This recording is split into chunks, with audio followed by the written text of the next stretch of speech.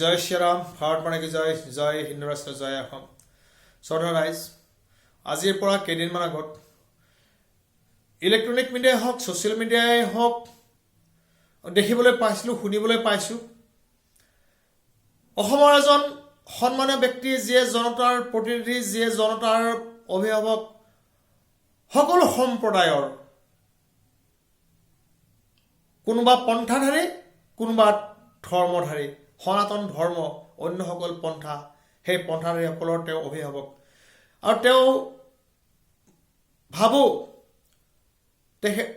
যাতে কেতিয়াও একপক্ষীয়ভাৱে তেখেতে বিচাৰ বিবেচনা নকৰে, সমভাৱপূৰ্ণভাৱে, সমদৃষ্টিৰে যাতে সকলোকে ভাবে, মই বিনম্ৰ হাত যোগৰ অনুৰোধ জনাইছোঁ মই তেখেতক।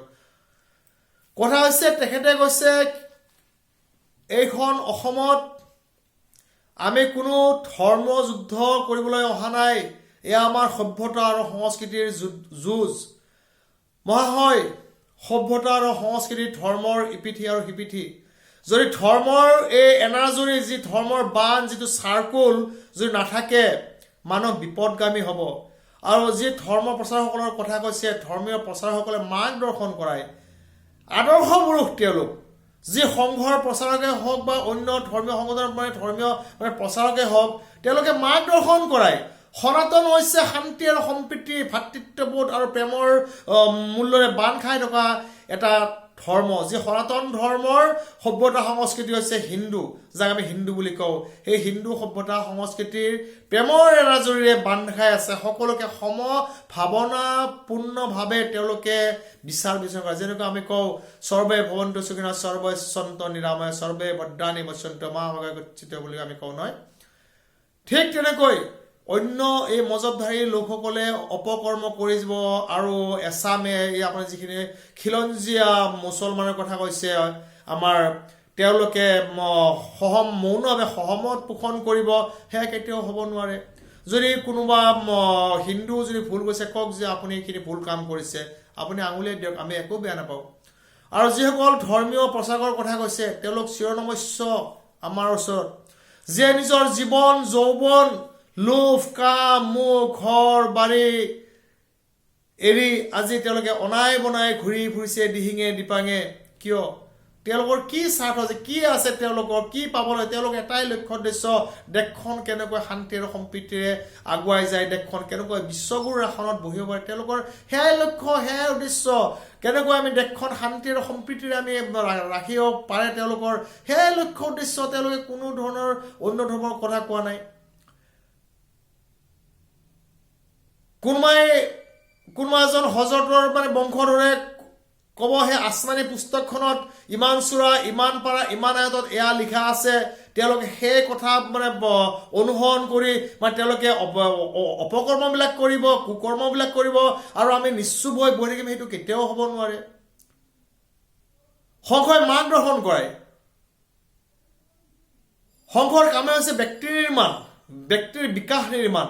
আৰু যেতিয়া ব্যক্তিৰ বিকাশ নিৰ্মাণ হ'ব, যেতিয়া ব্যক্তিৰ নিৰ্মাণ হ'ব, তেতিয়া ৰাষ্ট্ৰ নিৰ্মাণ। যেতিয়া এজন ভাল ব্যক্তি হ'ব, তেখেতে ৰাষ্ট্ৰৰ হিতৰ হকে চিন্তা কৰিব, ৰাষ্ট্ৰৰ কথা চিন্তা কৰিব, জনতাৰ কথা চিন্তা কৰিব, জনতাৰ কল্যাণৰ কথা চিন্তা কৰিব। সেয়াই হৈছে সেই প্ৰচাৰসকলৰ কাম। আৰু সংঘই সেইবাবে ব্যক্তি নিৰ্মাণ কৰে, ব্যক্তিৰ বিকাশ নিৰ্মাণ কৰে, আৰু সৎ মাৰ্গদৰ্শন কৰে। তেওঁলোকে যি এই মহাপুৰুষসকলে মাৰ্গদৰ্শন কৰাই, আমি যি কৰ্মফল এটা আমি শনি দেৱৰ কথা কওঁ, সেই যি বাবা, যি শনি বাবাৰ যি মই এজন ভক্ত, মই তেখেতৰো যে মই ভক্ত, তেখেতে মাৰ্গদৰ্শন কৰাই, কৰ্মফল এটা বুলি কয়।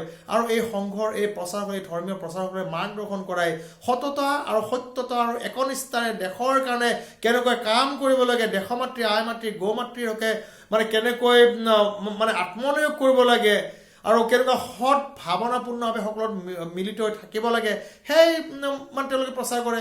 তাত আপোনাৰ কোনো দ্বিমত থাকিবই নালাগে, আপুনি ক'বই নালাগে যে অন্য ধৰ্মৰ প্ৰচাৰ এনেকুৱা কৰে। আপুনি কিয় মুক্তভাৱে, মুকলিভাৱে ক'বলৈ নোৱাৰে যে আপোনালোকে এনেকুৱা যদি বেয়া কৰ্ম কৰিছে, আপোনালোকে এইখিনিত প্ৰতিৰোধ কৰা, আপোনাৰ মাত মাতা আপোনালোকৰ দৰকাৰ। এষাৰ কথা কওক, মই আৰু বেছি লম্বা নকৰোঁ, এইখিনিয়ে মোৰ ক'ব লগা। জয় শ্ৰীৰাম, ভাৰত মানে কি জয়, জয় অসম, জয় হিন্দু ৰাষ্ট্ৰ। লগতে মই এইখিনি ভগৱানজনক প্ৰাৰ্থনা কৰোঁ আপোনাক ভগৱানে কুশলে মংগলে ৰাখক সৎ বুদ্ধি দিয়ক সততা আৰু সত্যতাৰে আপোনাক আগুৱাই লৈ যাওক অসম ৰাজ্যখনক এখন সুস্থ আৰু সবল ৰাজ্যক মানে গঢ়াত ভগৱান আমাক সহায় কৰক ভগৱান দীৰ্ঘায়ু কৰক মই তাৰে মই কামনা কৰিছোঁ জয় শ্ৰীৰাম ভাৰত মাতা কি জয় জয় অসম জয় হিন্দু ৰাষ্ট্ৰ